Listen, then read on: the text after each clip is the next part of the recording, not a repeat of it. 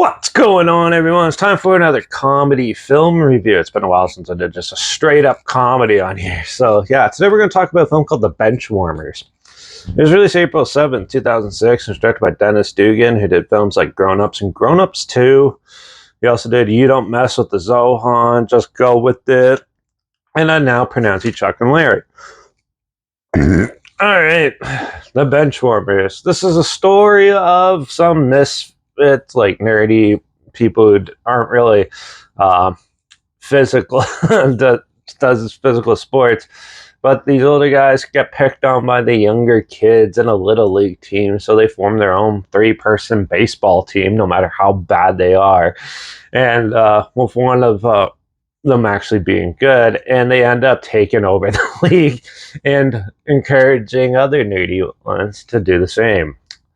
Well, so I grew up with this movie. This came out when I was like 14, and yeah, my friends and I quote this movie a lot. Yeah, this film actually is a little bit underrated, I would say.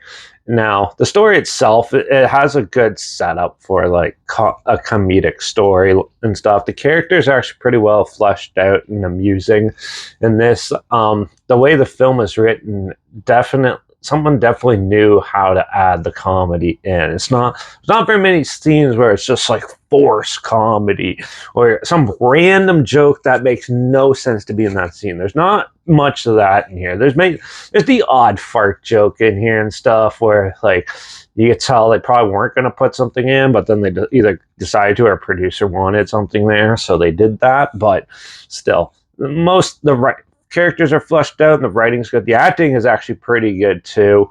And yeah, the sad thing is, too bad, yeah, this was done by, I believe, Happy Madison Productions, Adam Sandler's company. I could be wrong on that, but yeah.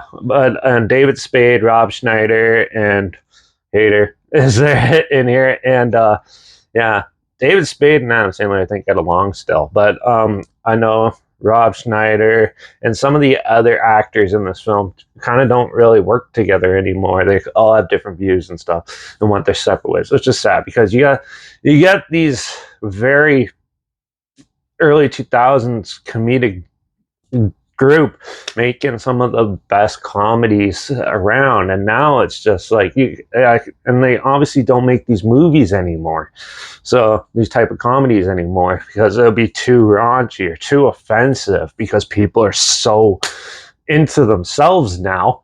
You can't do any of it, sadly. But honestly, revisiting this was very good. Like it gets a little slow in the middle, but still there is tons of laughs, especially the first half. This film is just filled with funny stuff and things like that. Overall, I really enjoy this one. This is one of the few comedies I actually really enjoy and have fun watching, especially with my friends and stuff rewatching it. And that it's a lot of fun, and I think it's pretty underrated. So I'm going to give The Benchwarmers a 4 out of 5. I actually really enjoy this one in that I'm not a huge comedy movie guy because most of the time it's done wrong and it's forced, but this one, everything seemed to flow pretty well. And yeah, I just thought it was good, and I think it's underrated. So yeah, it is on Netflix. If you want to check it out, you can check it out there. For some reason you don't have Netflix, I'll at least link the trailer down below so you can see what I'm talking about down there. Also, link down below is my Instagram. That's where I post clips of films I'm going to review in the future on my story. I usually put the film title in there and some fun fact or history thing in there as well. Also, my Letterbox is down below at Derek P Reviews. That's where I post my first star rating after watching the films. And my Twitter is down below at reviews_Derek. So follow me on those platforms to stay in the loop with this channel. Like this video, share it so more people are aware of it. Comment your opinions of the film down below if you have any. If you have any films or film franchises in any genre and on any streaming service that you want to hear my opinions on in the future, comment those down below too. I'll try my best to get to them as soon as I can, and if I can find them. Make sure you subscribe. Hopefully we'll find something weird, obscure, and all that you probably never thought of checking out together, and also share my opinions on popular films that have come out, classic films, and reviews on other things as well. And don't forget to ring that bell, because we're going to do a psychological thriller. Maybe some people might call it a slasher film, but I don't. Called Bruiser from George A. Romero in the next review. So make sure you tune in for that. Watch out for all those underrated little league players that may be like in their 20s trying to take it over, because everyone deserves a chance. And I guess I'll see you all in the next review. So until then, cheers.